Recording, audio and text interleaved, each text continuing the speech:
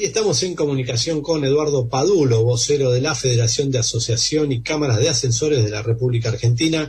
Gracias, Eduardo, por prestarte a esta charla con Tiempo de Seguros. No, al contrario, un gusto y gracias a ustedes, que les interese el tema, ¿no? Sobre todo.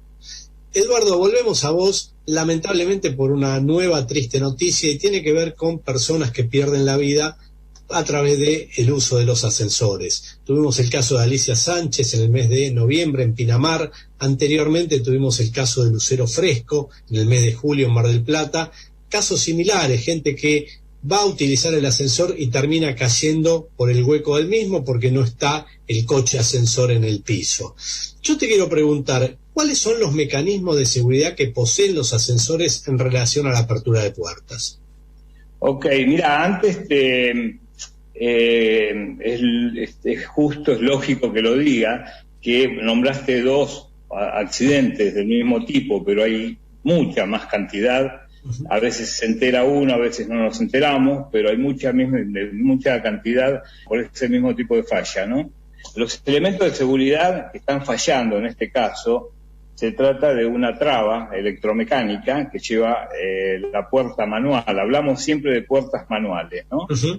Que tienen una manija y que ese es el problema, justamente, que la gente va distraída, sobre todo en época de crisis, que la gente va pensando en otra cosa, o a veces va con el celular, va escribiendo, escuchando mensajitos, no se fija si la cabina está en el piso, a veces también no se ve si la cabina está en el piso, porque la mirilla, o sea, la ventanita que te muestra si está la cabina al otro lado, a veces no se ve porque está muy oscura, o no coincide la mirilla, digamos la ventanita de la cabina con la de piso, entonces no son coincidentes los orificios y no se ve.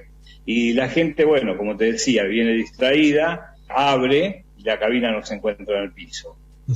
Pero siempre hay, para un accidente, para que se produzca un accidente, siempre hay más de un factor, ¿no? Independientemente de la distracción del usuario, hay una falla mecánica o electromecánica. Ahora, esa traba que tiene, que es electromecánica, ¿falla con mucha habitualidad o es muy atípico que eso suceda? No es atípico. Falla, lo que pasa que, bueno, en base a la cantidad de controles que uno le hace, que es obligatorio, controles mensuales, sobre todo en la ciudad de Buenos Aires, muchas veces, o sea, el usuario común no se entera, se encontró el problema, se solucionó, pero la falla estuvo. ¿Y esa falla se produce por qué? Por ejemplo, por una falla del mecanismo, por una fatiga de materiales, por el producto está defectuoso, porque hay una adaptación o una reparación mal realizada. ¿Cuáles son las fallas más comunes que se presentan en ese tipo de objetos?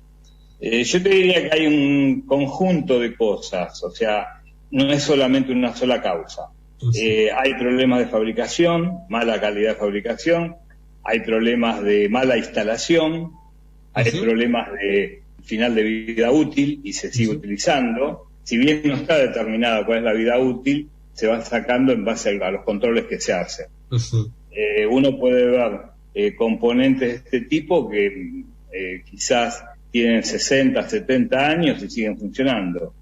Imagínate cualquier componente electromecánico o un vehículo mismo con un elemento tantos años que funcionando, bueno, que puede ocasionar este tipo de falla. Pero ya te digo, son muchos los factores. También está el tema de mantenimiento. Hay edificios que no tienen mantenimiento o tienen un escaso mantenimiento, sobre todo se da cuando, bueno, no me quiero meter mucho en el tema costos, pero cuando uno está buscando un abono barato, que no da tiempo a hacer todos los controles necesarios, bueno, es uno de los motivos también, ¿no? Falta o mal mantenimiento. ¿Y este mecanismo de seguridad puede fallar de un momento a otro? O sea, ¿puede estar trabajando perfectamente y de repente dejó de funcionar o te lo advierte de alguna manera el mecanismo de que está empezando a fallar? Sí, puede que se den las dos cosas. Que uno lo detecte, pero bueno, se supone que si uno detecta que el funcionamiento no está bien, que tiene algún tipo de falla, directamente se reemplaza. Llegado el caso, se anula el piso del cual está fallando o se deja parado el equipo y se cambia y se soluciona el problema. Ahora también está lo otro, que capaz que en el momento que uno hace la inspección, la verificación, funciona bien y se va, y a los 5 días, 10 días, 15 días se quiebra o falla algún componente interior de la cerradura y ahí se abre. Después, bueno, cuando se produce el accidente, los peritos dirán si fue problema de material o si fue otro tipo de causa. Ahora, siendo un elemento tan sensible, ¿no hay ningún accionamiento complementario por si falla el principal que de alguna manera brinde seguridad ante la falla del elemento primario? No, lamentablemente no hay. Se está estudiando, incluso hay legislación sobre el tema para que se coloquen cerraduras de doble contacto, se llama. Tiene un doble control, o sea, primero que la puerta no esté abierta por un lado, y segundo que el gancho, o sea, la traba, esté en posición de trabado. Pero todavía no hay ningún componente de esto certificado, o sea que todavía no se está colocando. Mencionaste en el comienzo de la nota la posibilidad de que no coincida la mirilla de la cabina con la mirilla de piso. ¿Puede tener que ver esto con que se ha buscado la adaptación de las puertas interiores, que reemplazando las tijeras por los daños que había en los pies de los pasajeros, y nos compramos un nuevo problema que es tal vez que hay funcionamientos que están como ensamblados en vez de haberse hecho todo a nuevo, puerta de piso, puerta de cabina, todo a nuevo?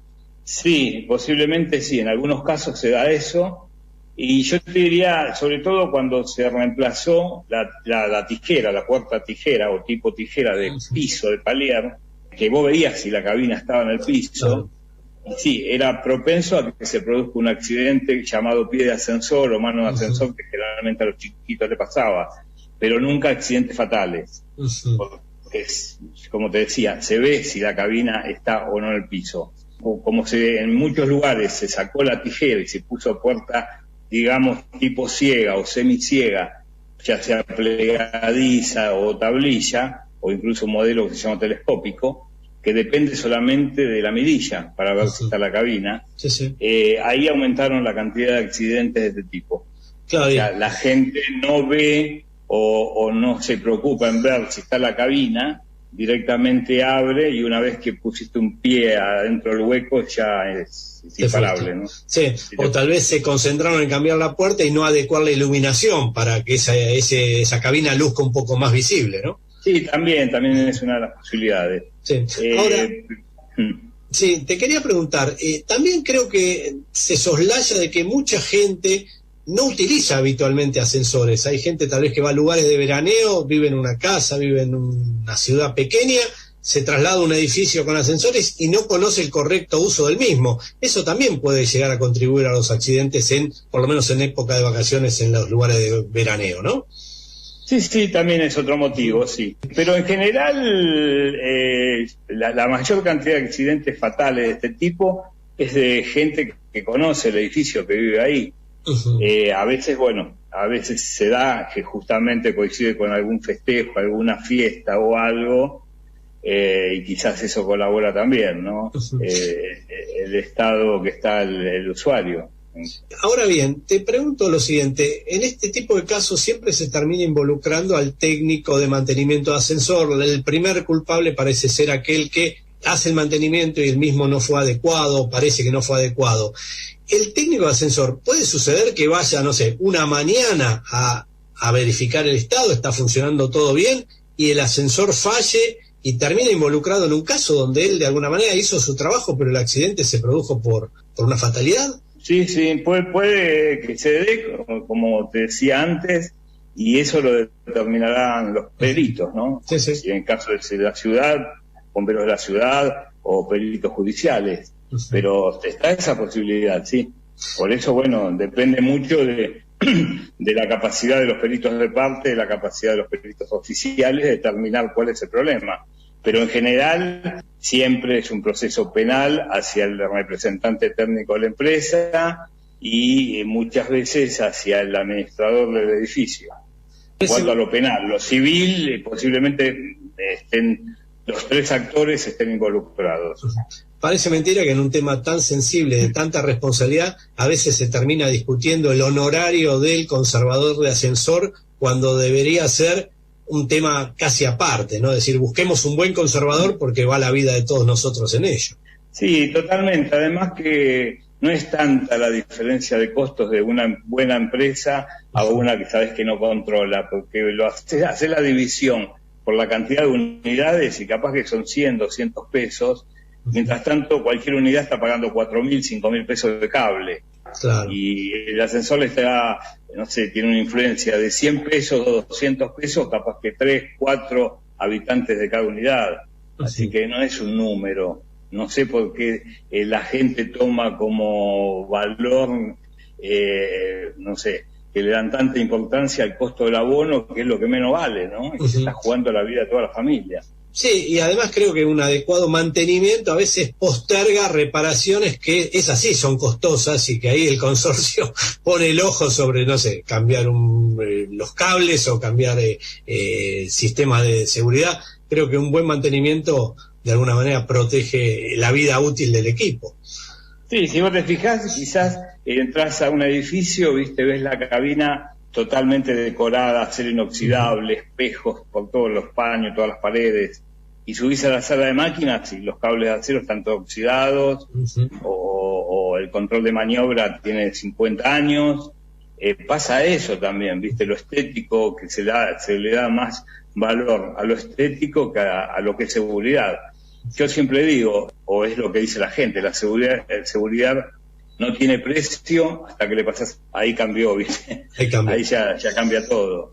Bueno. Quería hacer hincapié en un temita que se estuvo tocando que venimos con esto y que posiblemente uno de los accidentes más conocidos que fue en la Avenida Libertador haya sido el motivo, ¿no? El tema de los palieres privados con llave, que es todo un tema, o sea, uno entiende que por un tema de seguridad, para que no se meta nadie, no entre ningún delincuente a los palieres privados, esté con llave. Pero eso ocasiona que no podamos hacer el control mensual como se debe. O sea, yo no puedo ensayar una cerradura si está con llave, y toco el timbre y nadie me atiende. Claro. Entonces hay que tener mucho cuidado con eso, hay que buscar alternativas en cuanto a cómo solucionar el problema. O sea, si yo pongo un control de acceso, por ejemplo, en la cabina, que solamente el propietario conozca su clave o lleve su tarjeta, y no va a haber ningún tipo de peligro que suba cualquiera a su palier, que justamente es lo que se teme. Eso es una de las cosas que nos está de alguna manera trayendo problemas, y le está trayendo problemas a los consorcios por el tema de las multas y clausuras, porque está prohibido que los palieres privados estén con llave. Sí, y además de eso, ante un accidente obviamente se dispara toda una cadena de responsabilidades que tal vez hasta ese momento nadie asumió de que estaba corriendo ese riesgo, ¿no? Seguramente, sí, vos viste que mientras no pase nada, está todo bien. Cuando hay un accidente o un evento grave, estamos en Suiza y te piden, viste, todas las leyes que no se cumplieron, el juez te va a preguntar por qué no se cumplió con esto, con lo otro, y en cuanto al consorcio va a caer civilmente, y en cuanto a la empresa y a los técnicos, penalmente y civilmente. Claro, sí, pero entre medio ahí está el seguro que de alguna manera va a pedir de que las verificaciones se hayan hecho, que estuviera el mantenimiento al día, y va a aparecer este hueco que realmente está bueno que lo comentes porque a veces se nos pasa como una situación de control que pasa, ¿no? Claro, sí, seguramente, sí. Y otra cosa que también hay que hacer hincapié, que yo siempre les digo, ¿no?, a los administradores, a los consorcistas, hay que tener un protocolo de horarios, quién atiende, porque después se quejan y tuvimos que llamar a los bomberos y nos destrozaron todo.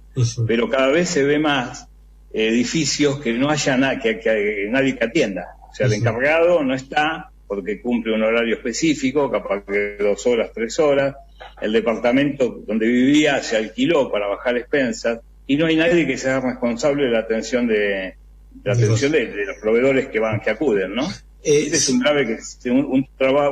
tema bastante complicado para no solamente para ascensores, para las empresas de ascensores, sino matafuegos y todo lo demás. Interesante lo que comentás de tener un protocolo, porque hace poco un colega me contaba ese caso, justamente un productor que había quedado gente atrapada en la cabina, no llegaba por algún motivo el conservador, y vinieron los bomberos y directamente rompieron la pared que daba el ascensor, rompieron la cabina, sacaron a la gente, firmaron el acta y se fueron. Pero el destrozo le quedó al consorcio, ¿verdad? Claro, y ahí el seguro no sé cómo actuará, vos sos el especialista. Bueno, era un dolor de cabeza, ya lo creo, porque obviamente, además estamos hablando de costos importantes y todo el mundo va a querer ascensor en funcionamiento lo antes posible. Eduardo, vocero de la Federación de Asociación y Cámaras de Ascensores de la República Argentina, gracias de nuevo por haber estado en nuestro programa. Un gusto haberte tenido aquí, porque siempre que hablamos con vos conocemos algo más de la dinámica de la conservación de ascensores y sobre todo de por qué ocurren los accidentes.